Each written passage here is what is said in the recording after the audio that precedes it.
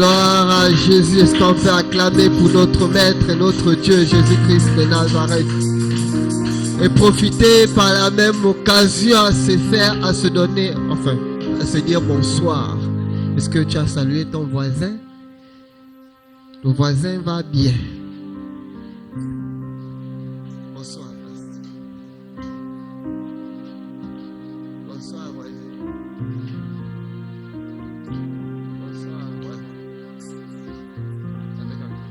Bonsoir. Bonsoir.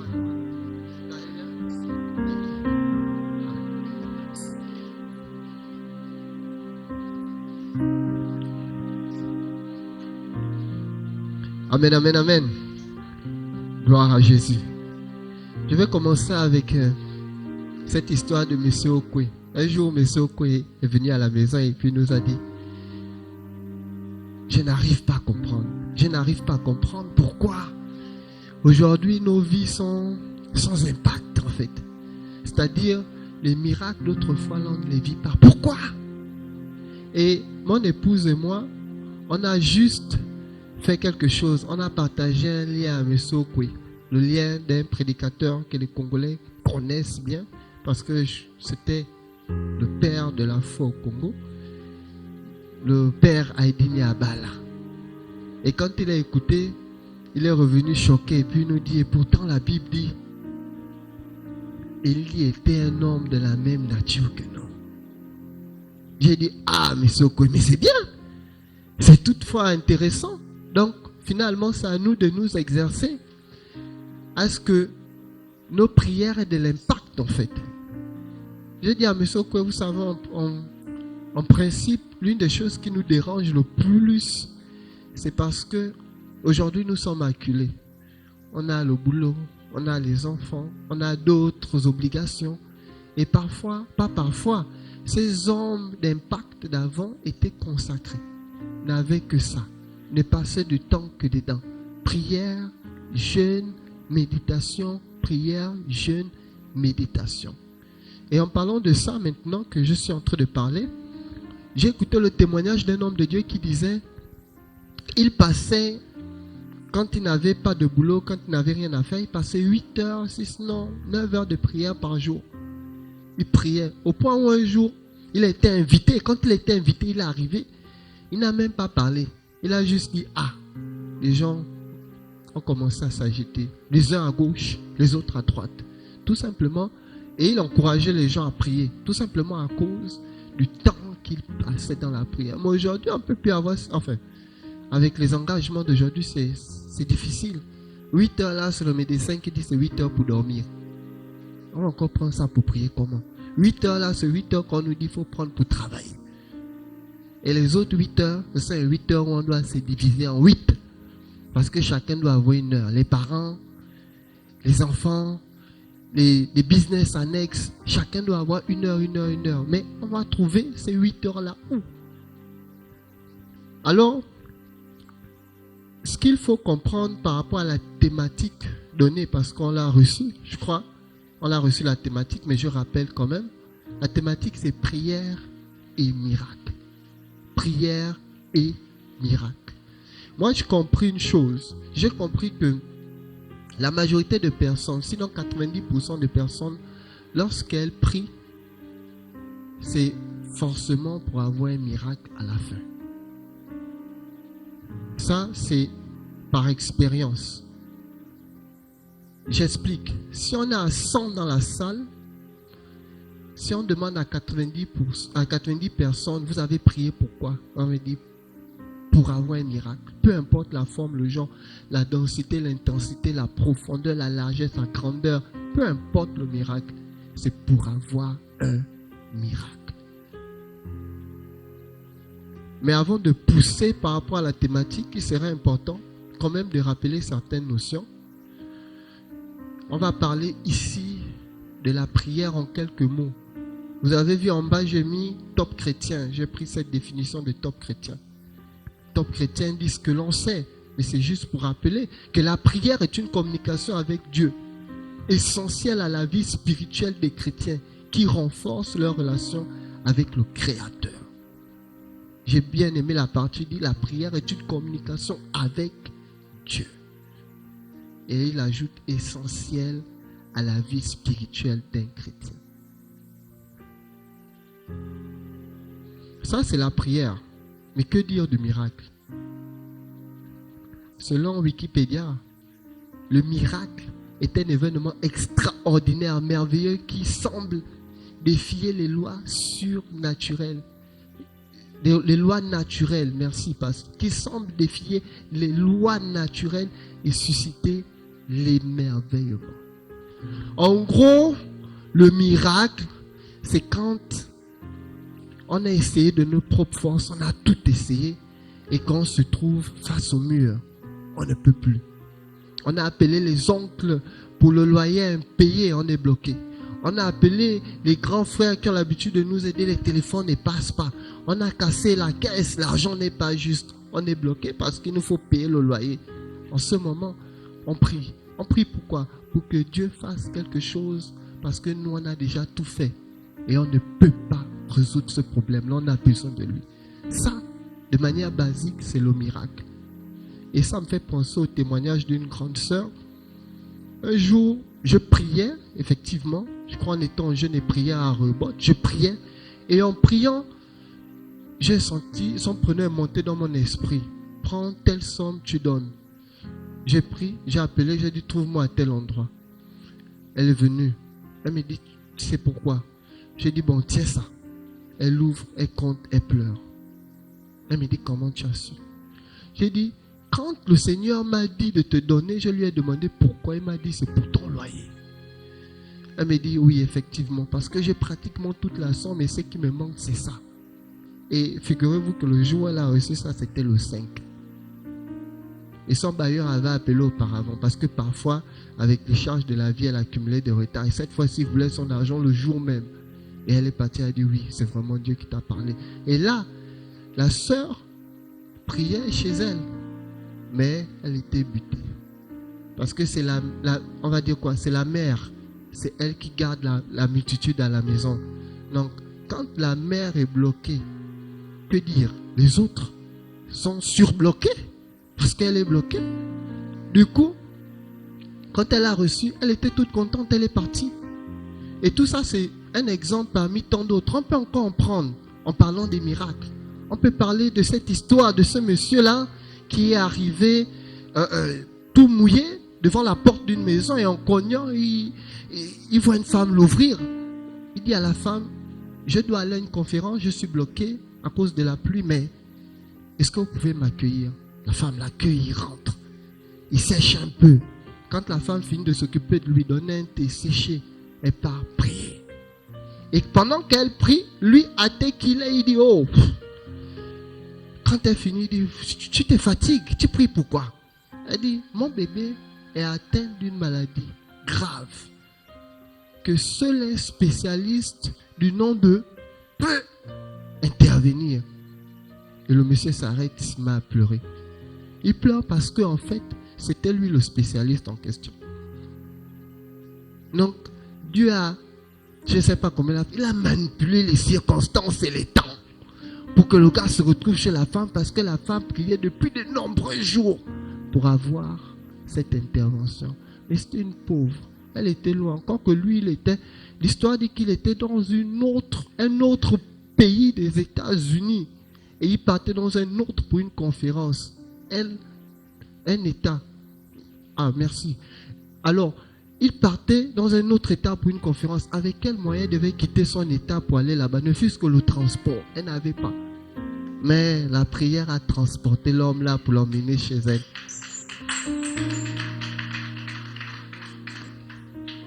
Alors, posons-nous des questions, des très bonnes questions. Si la prière, c'est communiquer avec Dieu,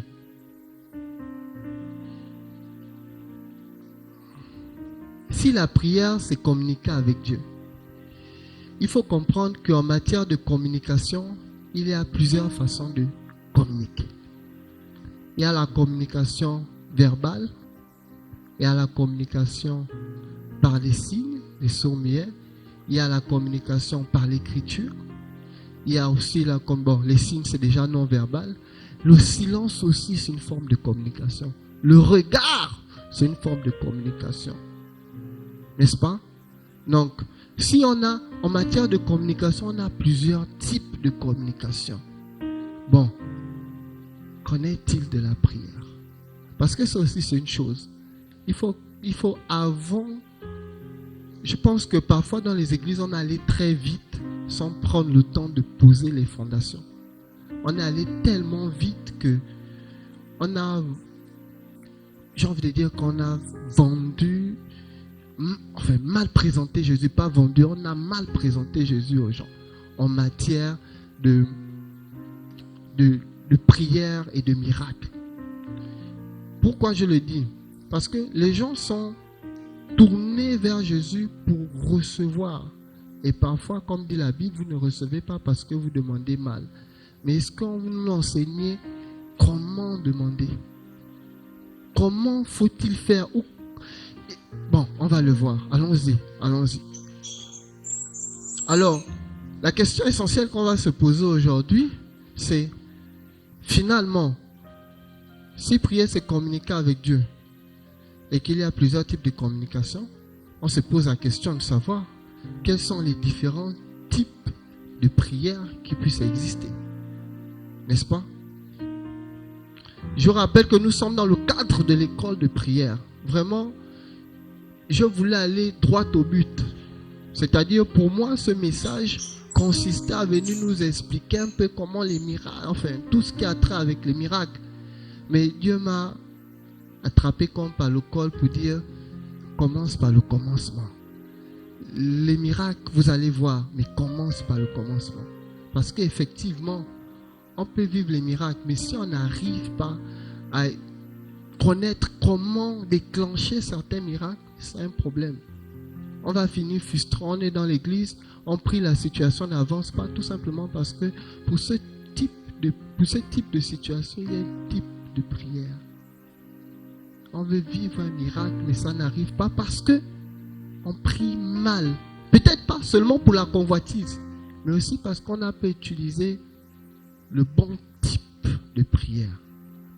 Alors, on va aller... Désolé. Oh, qu'est-ce que je fais? Un instant, excusez-moi. Alors, en grand temps, parce que c'est une série finalement, c'est une série, on va d'abord parler des types de prières.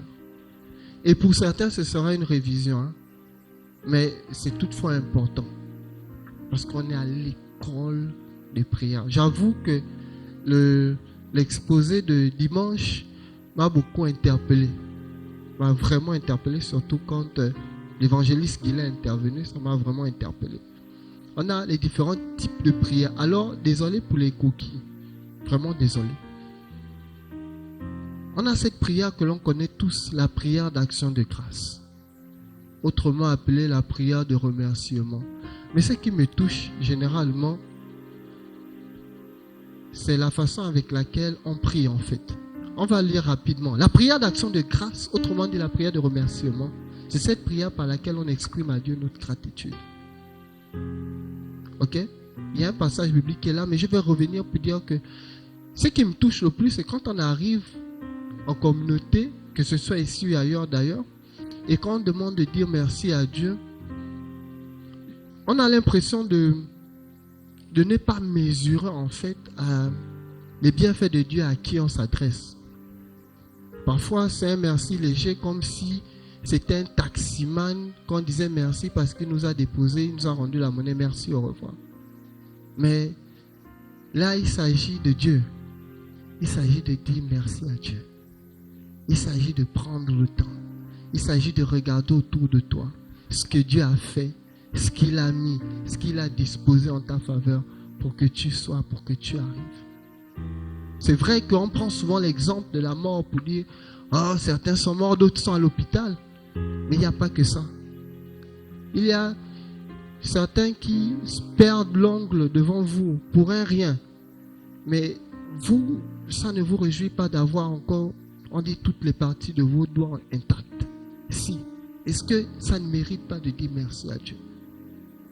Bon, la religion nous a appris, et c'est pas mauvais, qu'on doit dire merci à Dieu avant de manger, en se levant le matin, en se couchant le soir. Ça, c'est vraiment, il faut le faire. Je recommande. Mais il n'y a pas que ces aspects de la vie qui méritent l'attention de Dieu. Écoutez, quelqu'un a dit, je crois que c'est le pasteur Atoms, ce pasteur Atoms a dit une chose.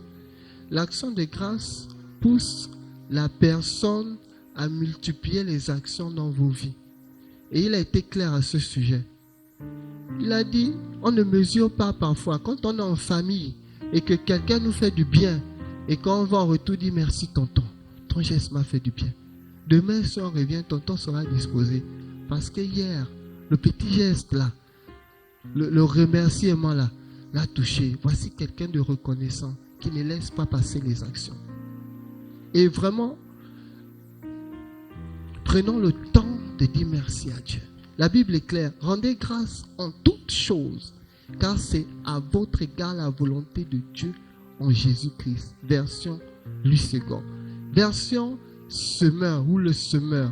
Remerciez Dieu en toutes circonstances. Telle est pour vous la volonté que Dieu a exprimée en Jésus-Christ. Ça va bien, ça va mal. Merci. Je n'ai pas. Merci.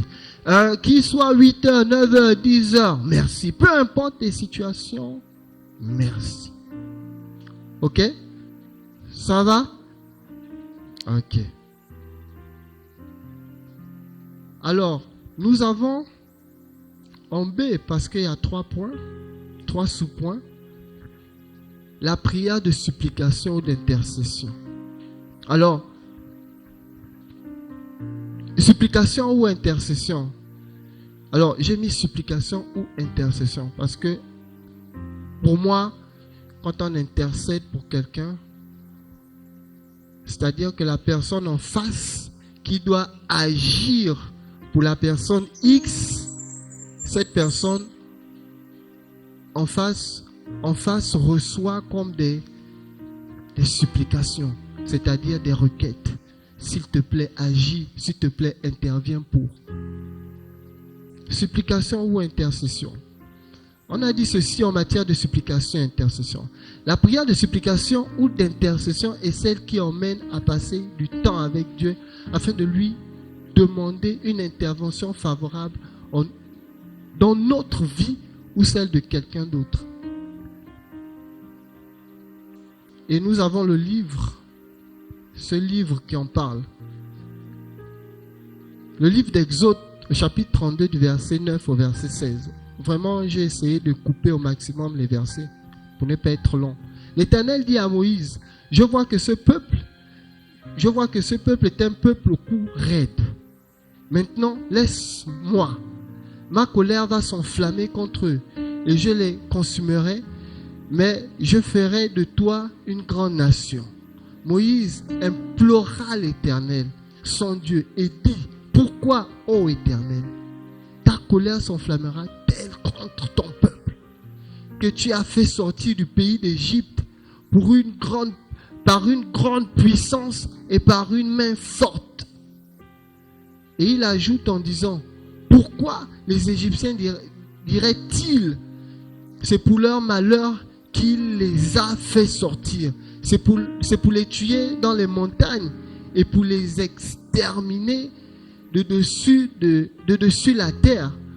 Reviens de l'ardeur de la colère et réponds-toi du mal que tu veux faire à ton peuple.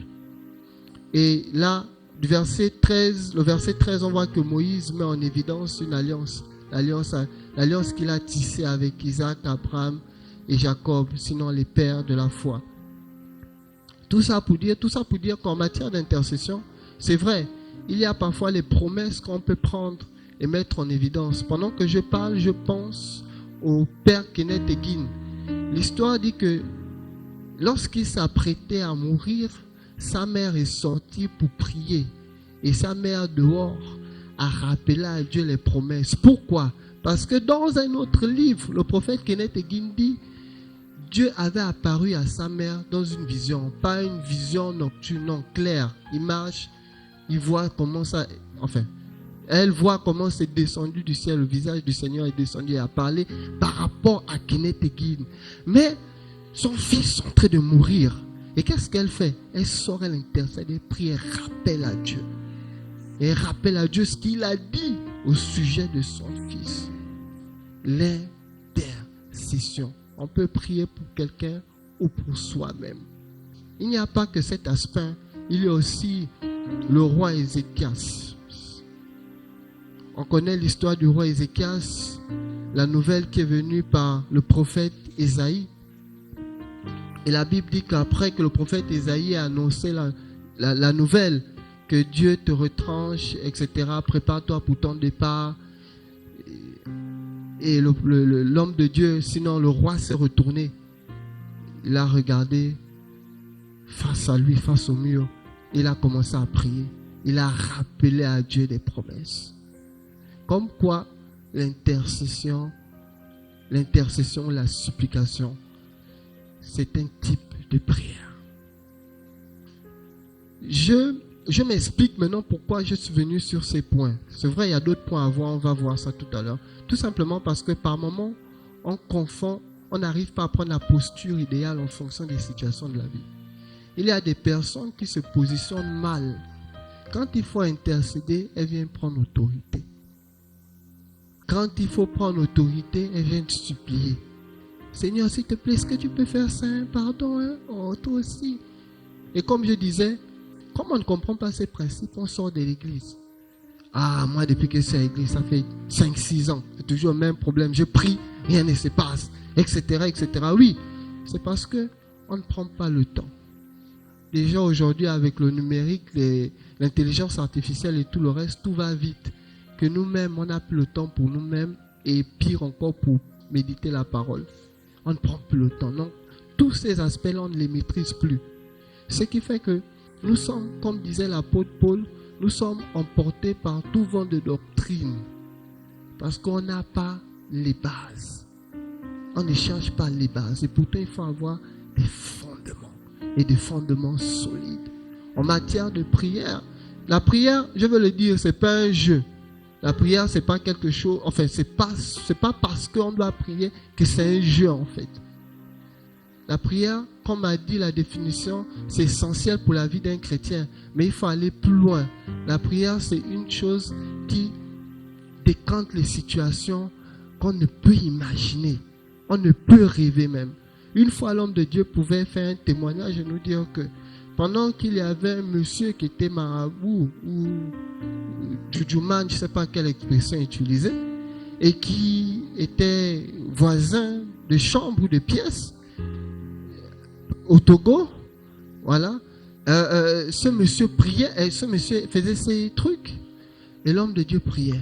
Il priait tellement que le monsieur de l'autre côté transpirait, parce que dans sa chambre, il avait développé une atmosphère de chaleur, de puissance. Et la puissance là se faisait ressentir de l'autre côté. De l'autre côté. Tout ça pour dire quoi? Tout ça pour nous dire que faisons attention. Faisons attention. Ne sortons pas vite de l'église, prenons le temps. On va voir les miracles, ne vous en faites pas. On a la prière d'autorité. Là, c'est un peu plus délicat et on va essayer de pousser un peu plus en profondeur. Alors, la prière d'autorité consiste à ordonner à un esprit mauvais ou à une situation la trajectoire, la direction qu'elle doit prendre. Ça, c'est sans négociation. Sans négociation. Elle consiste surtout à se positionner comme autorité devant les situations. Là, encore, je pense pas... Bon, ça devait faire long. Il faut encore expliquer un peu la prière d'autorité. Rapidement, permettez-moi. Alors, vous voyez, quand on accepte Jésus, la Bible déclare que lorsqu'une personne est en Christ, elle est une nouvelle création. Les choses anciennes sont passées et voici toutes choses sont devenues nouvelles. En principe, on devient co-héritier de Christ. C'est-à-dire, pour Dieu, à cause d'avoir fait ce geste, ce pas, d'accepter Christ, de vivre selon la volonté de Dieu par Christ, quelque chose se passe. Dieu nous met directement dans son registre des fils. Il nous inscrit. Mais il y a une chose extraordinaire, c'est que les fils de Dieu marchent. C'est que les fils de Dieu marchent comme les fils de Dieu. Mais pour marcher comme un fils de Dieu, il faut connaître ses avantages. C'est ça la prière d'autorité. Souvent, on dit, prenons autorité. Et souvent, je vois très souvent les gens un peu chercher, c'est quoi prendre autorité. Donc, parfois, quand je prie là, quand on dit prenons autorité là, je tape les mains. Bon. C'est parce que je vais me motiver un peu plus. Voilà. C'est pas ça, prendre autorité et taper les mains en fait. C'est pas ça. Ça, c'est une façon de se donner un peu plus de tonus. Moi, généralement, quand je prends autorité, je rappelle d'abord la situation qui je suis. Je rappelle à la situation ce que Dieu dit que je suis. Je rappelle à la situation les avantages qui sont attachés à ma nouvelle nature de chrétien. Et j'ordonne à la situation de changer. C'est comme ça que moi je fais pour prendre autorité. Parce que j'ai appris que je suis une autorité. Si un ministre vient, non, je vais aller plus loin. Si le président de la République vient tout de suite, parce que c'est l'autorité, on va se lever. Si on est au palais, vous n'êtes pas au palais de justice, si le juge rentre, parce que c'est l'autorité, on va se lever. Tant que le juge ne s'est pas levé pour sortir, personne ne se lève, tout le monde reste. Ainsi pour le président, ainsi pour une quelconque autorité, à un quelconque endroit. Maintenant, toi, tu es une autorité. Selon ce que Dieu a dit sur ta vie, parce que tu as accepté Christ. Mais pourquoi tu n'arrives pas à utiliser cette posture d'autorité face aux situations? Pourquoi? Parce qu'il y a un défaut de connaissance. Parce qu'il y a un défaut de connaissance. Et oui, face à certaines situations, on est un peu bloqué. On est bloqué tout simplement parce qu'on se dit, là, il faut que j'appelle le pasteur, c'est plus fort que moi. Mais le pasteur, lui, il a compris qui il est. Et il ne fait que agir selon ce que Dieu a dit qu'il est. Et ça marche. Dieu a parlé sur la vie du pasteur, Dieu aussi a parlé sur ta vie. Est-ce que tu connais ce que Dieu a dit sur ta vie ou tu veux que ce soit le pasteur qui vienne te dire ce que Dieu a dit sur ta vie? Les choses dans nos vies ne changent pas. C'est pareil même dans notre relation de frères et sœurs. Parfois tu es là et parce que tu es le petit frère, petite sœur, ça dépend. On te parle difficilement. Bon, nous avec beaucoup de maladresse, on fait des confrontations. Et moi j'ai compris que le manque de respect est dû au fait qu'on donne accès aux gens, à nos vies en fait. Très rapidement, j'ai compris ça. C'est pour ça que je me suis, de manière sage, retiré un peu. Ça fait quoi? Ça fait que quand les personnes n'ont pas accès à ta vie, ne maîtrisent pas ta vie, ne peuvent pas te manquer de respect. Et quand tu te tiens devant les gens se taisent parce que quoi? Ils te voient progresser, ils te voient avancer, ils te voient t'affirmer dans la vie. Et ils se disent, voici quelqu'un qui a maturé, voici quelqu'un qui est devenu mieux, grand, qu'il faut écouter. Ça, c'est exercer son autorité. Sans faire des bagarres. On n'a pas besoin de faire des bagarres. Et ce que je dis souvent aux petits qui font les stages à l'école. Oh monsieur, tel étudiant est comme ça, il me manque de respect, machin. Je dis, écoute, quand tu sais qui tu es, tu connais tes avantages, tu connais tes limites, tu agis dans ce giron-là. Avantages, limites, tu ne sors pas. Sache que un jour, l'autre, tu sais, un étudiant, il va forcément traverser, venir chez toi. C'est là où tu l'attends. Comme on dit au quartier, tu mets les taloches. Tu m'as manqué de respect, tu fais quoi là? Voilà. Il ne faut pas... Parce que l'être humain est comme ça. Quand tout va mal, si tu exerces ton autorité avec force et fracas, pour ne pas dire... Parce que l'être humain n'est pas réceptif, ça va générer des bagarres. Vous allez vous frotter dans la famille et tu seras la personne la plus impolie, insoumise, sauvage, têtue. Non. L'autorité, c'est stratège. Quand Dieu te dit que tu es co-héritier de Christ, Est-ce que Christ est parti crier à ses aînés, même dans sa famille, il avait des petits frères qui se moquaient de lui? Est-ce qu'il allait mal parler à ses petits frères? Il est resté dans son couloir et il agit telle une autorité. Rien n'a changé. Rien. Et la prière d'autorité, c'est ça. La prière d'autorité, c'est pas crier. C'est agir comme une autorité. Ok? On ne vient pas seulement pour dire sors au nom de Jésus. Sinon, il n'y aura aucun résultat. Il faut d'abord que l'esprit constate, remarque, soit convaincu que ta marche, c'est la marche d'une autorité.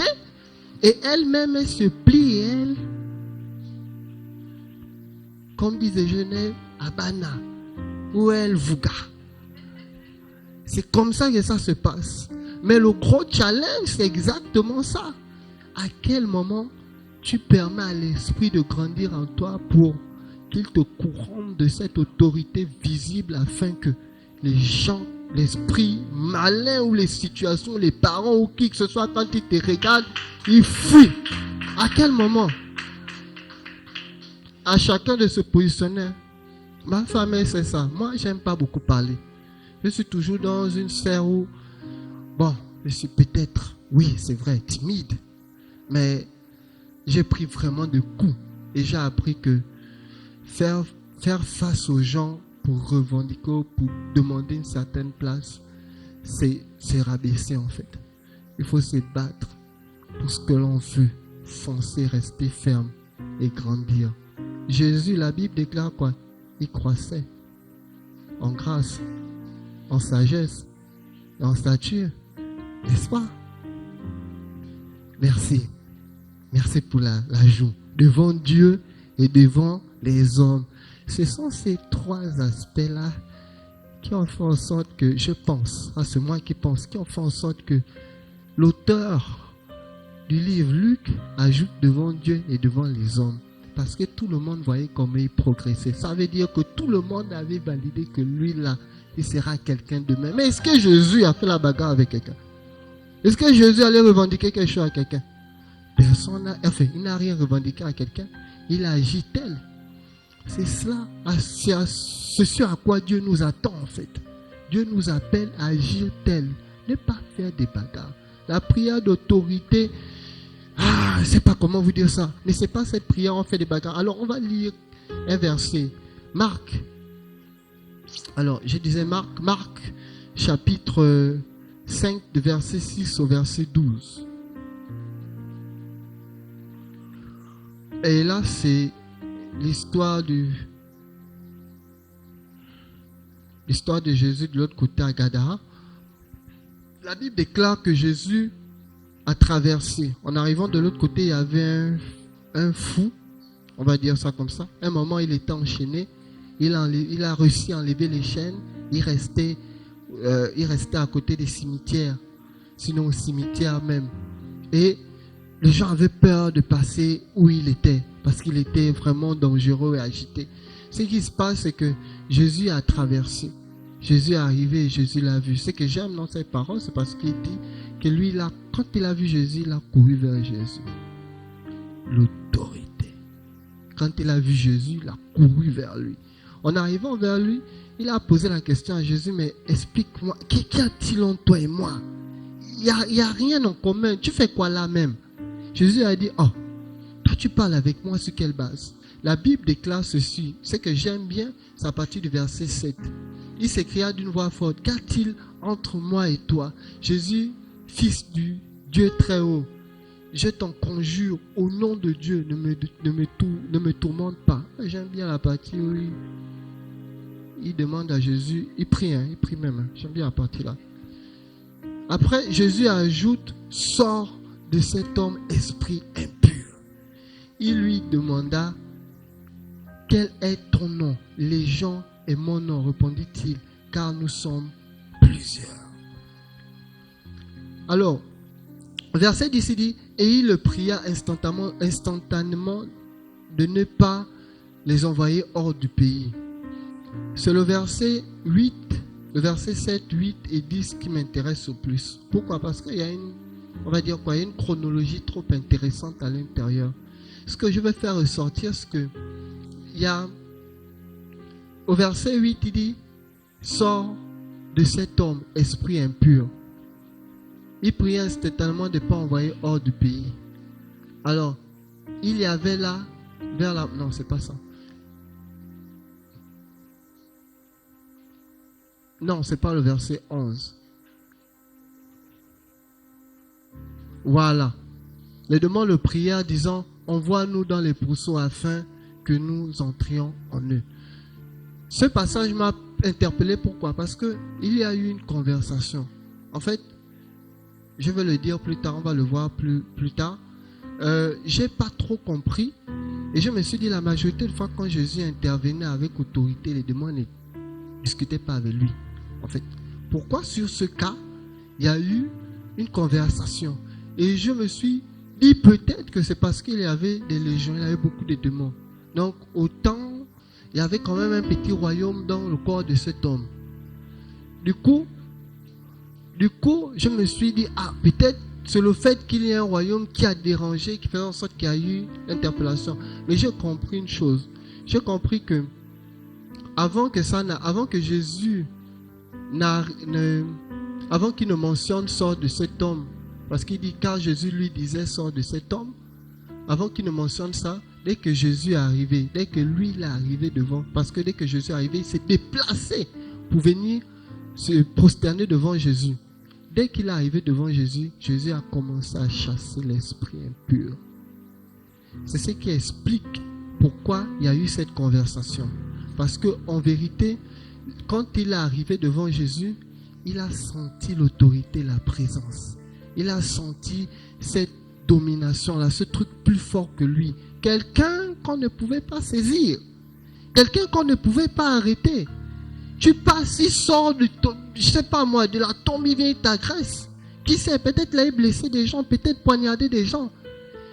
Il était juste enchaîné, il a enlevé les chaînes. Mais je vous rappelle, ou j'informe que les chaînes d'avant, les matières des matériaux d'avant étaient solides.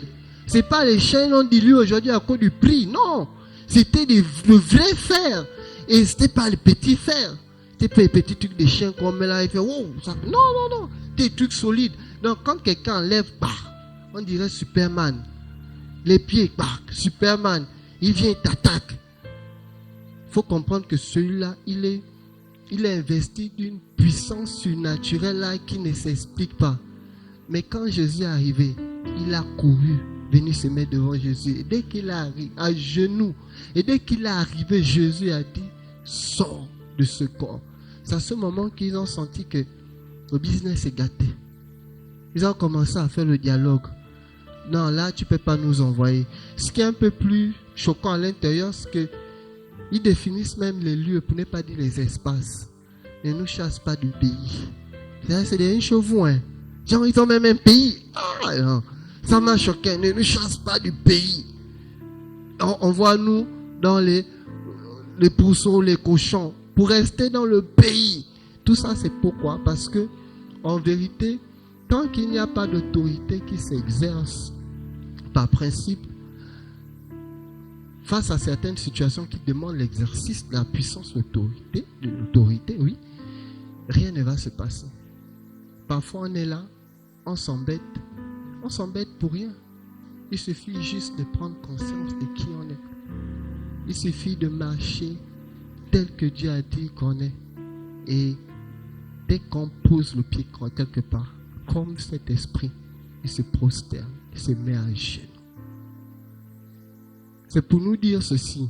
Écoutez, on va terminer. Non, encore un point. On va terminer par là quand même. C'est pour vous dire ceci. C'est pour vous dire que c'est vrai qu'il y a encore un autre point. La prise d'autorité, on va dire quoi? Parler avec autorité face aux situations, ça ne s'apprend pas à l'école. Je vais le dire comme ça ne s'apprend pas à l'école de l'être humain ou du pasteur. Ça s'apprend à l'école de Dieu. La posture d'homme investi de l'autorité de Dieu, c'est la prière, la sanctification, la parole de Dieu, tout ce qui a trait avec, on va dire quoi, la nature de Dieu. Ça là, tu peux venir à l'église tous les dimanches, toute la semaine, rien ne va changer. Tu vas peut-être demeurer enfant si tu ne décides pas de marcher dans la sanctification, la vérité, et tu ne décides pas de marcher selon la parole de Dieu. Et on le voit dans le livre de Marc, quand Jésus dit, vous direz à cette montagne, si quelqu'un dit à cette montagne, ôte-toi de là et jette-toi dans la mer. L'autre partie en laisse. Ôte-toi de là et jette-toi dans la mer. Là, je n'ai pas lu qu'il a dit, s'il te plaît, jette-toi dans la mer. Hein? Non. Il est venu dire, ôte-toi de là et jette-toi dans la mer. Du coup, il n'y a pas de supplication quand il faut prendre l'autorité. Il n'y a pas d'action de grâce quand il faut prendre l'autorité. Quand Jésus parce que ça émane de l'histoire de la faim de Jésus et du figuier. Quand Jésus a eu faim, il est venu parler au figuier. Et il a parlé au figuier à cause de ce qu'il était par rapport à la situation. Il a parlé d'une voix ferme. On ne mangera plus jamais des figues de toi. Comme je disais la dernière fois quand j'avais pris ce passage, j'avais dit, ce qui est bien, c'est que le figuier n'est pas resté en vie sans plus donner ce qu'il a séché carrément. Mais Jésus n'a pas parlé en disant sèche. Il a dit, on ne mangera plus jamais de tes figues. Et ce qu'il faut comprendre, c'est que l'autorité, comme je disais, s'exerce en fonction du charisme qu'on dégage. Allons-y. Je vais terminer par ce point. J'ai fait exprès de le mettre. Il ne faut pas l'oublier. Je n'ai pas parlé de la prière de combat. J'ai fait exprès de le mettre. Alors, je ne suis pas contre la prière de combat, mais je pense, ça c'est moi, que la prière de combat s'inscrit, on va dire, c'est un sous-point de la prière d'autorité. Je pense, pour moi, que la prière de combat, c'est un sous-point de la prière d'autorité. Ça veut dire que une fois qu'on a investi de l'autorité et qu'on est face à une situation, si la situation pas perdure, mais rencontre, ou bien si on rencontre de l'opposition, ça devient une confrontation, un challenge, un combat. Alors c'est pourquoi je ne suis pas forcément d'accord. C'est qu'en face de ça, c'est que l'en face de ça, il y a une doctrine principale en fait. C'est pourquoi, ça c'est moi. Parce que quand je parcours le Nouveau Testament, sauf par omission ou bien par ignorance, quand je parcours le Nouveau Testament, le combat que je vois dedans, c'est le bon combat de la foi. L'apôtre Paul dit, combat, le bon combat de la foi. Ça veut dire que chaque jour quand on marche, notre foi est confrontée et exposée à l'opposition. Chaque jour quand on marche. Et il faut se battre pour qu'on puisse rester dans la même posture d'homme de foi et d'homme de foi. Par contre, la prière du combat ou de combat, je ne dis pas que ça n'existe pas, mais je dis que ce sont des exceptions. Ce sont des prières où, quand il n'y a pas le choix, on se bat. On est face à une situation. Écoute, la Bible déclare que quand Daniel a décidé de vouloir comprendre les mystères liés au peuple d'Israël, il y a eu opposition au ciel entre l'ange qui était envoyé et puis l'ange qui dominait la cité. Il y a eu opposition. Tout ça pour dire que parfois quand on prie, on ne se rend pas compte. Il y a des combats qui se font, dans le lieu spirituel, mais nous-mêmes on ne se rend pas compte. Et je crois que les véritables combats qui se mènent sont des combats que Dieu mène sans qu'on les sache. Et je reste aussi convaincu que quand les situations sont compliquées, Dieu nous permet cette fois-ci de nous lever et de combattre. Maintenant, là ça va un peu choquer. Maintenant, prendre une équipe et rester sur une posture pendant des années sans pour autant s'intéresser aux autres, sinon à tout ce qui existe en dehors du combat spirituel, c'est quand même choquant. C'est-à-dire qu'il y a d'autres types de prières, mais on reste sur le combat spirituel. On ne nous apprend pas autre chose que la prière du combat spirituel. C'est de ça que je suis en train de parler en fait. Je ne suis pas en train de dire qu'il ne faut pas combattre. Je suis juste en train de dire que dans d'autres cieux, quand vous avez mal aux pieds, il faut combattre. Quand vous voulez 10 000, il faut combattre. Quand quelqu'un ne vous ouvre pas la porte, encore que ça on peut combattre, il faut combattre. Peu importe ce qui se passe devant vous, il faut combattre. Mais quand même, à un certain moment, on se souffle. Et je crois que c'est pour cela que même Francis Ngannou, à un moment, il prend le repos. Parce que le combat, ça demande la pause certaines fois. Donc il faut varier. Ce qu'ils sont dit, c'est qu'il faut varier.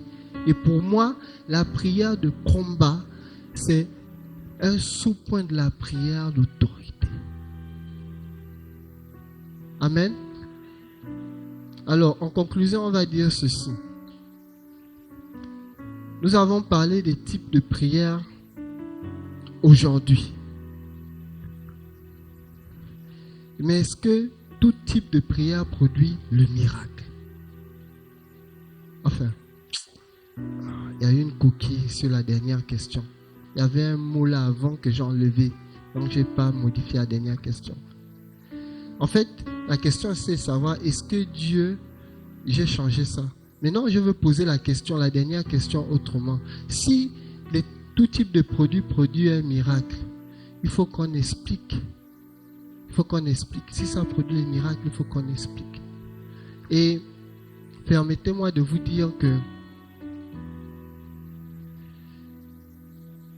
les explications, c'est pour la prochaine fois. Pour aujourd'hui, il fallait pour moi poser les bases.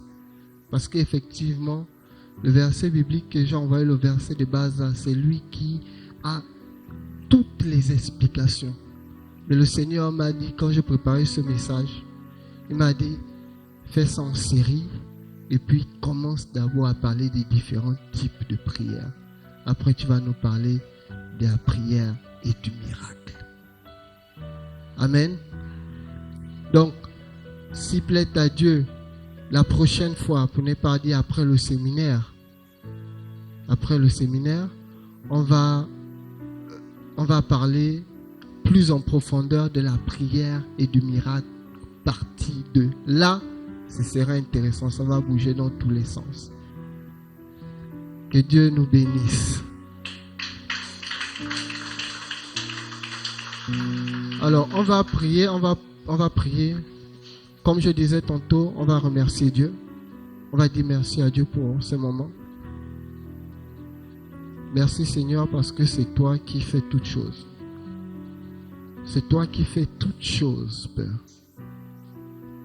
C'est toutefois important de comprendre ces choses parce que nous croyons, Père, que nous sommes appelés. Dieu, nous sommes appelés. Nous sommes appelés. Nous sommes appelés. Nous sommes appelés à nous déployer, nous sommes appelés à exercer, nous sommes appelés à opérer, nous sommes appelés à agir, Père. Nous sommes appelés. Mais Père, sans méthode, sans stratégie, sans connaissance, nous sommes voués à l'échec. Et nous refusons toute forme d'échec par rapport à notre vie, par rapport à notre vie spirituelle, par rapport à notre vie de prière. Par rapport à notre vie spirituelle, par rapport à notre vie de prière, Père. Nous croyons, Père, que tu es celui-là qui nous donne la force chaque jour de te connaître, de te découvrir et d'avancer. Te connaître, te découvrir et d'avancer. Te connaître, te découvrir et d'avancer. Te connaître, te découvrir et d'avancer. Te connaître, te découvrir et d'avancer. Te connaître, te découvrir et d'avancer. Te connaître, te découvrir et d'avancer. Te connaître, te découvrir et d'avancer parce que je crois au Dieu. Que si les bases ne sont pas posées, nous faussons la route. Nous partons sur la mauvaise voie. Nous partons sur des mauvais trajets, des mauvais calculs. Je comprends aujourd'hui que beaucoup parmi nous sont frustrés parce qu'ils refusent d'apprendre de toi et avec toi. Ils ne veulent pas apprendre, Père, comment on fait avec toi et comment on opère avec toi. Comment on fait avec toi et comment on opère avec toi. Ils ne veulent pas apprendre, Père.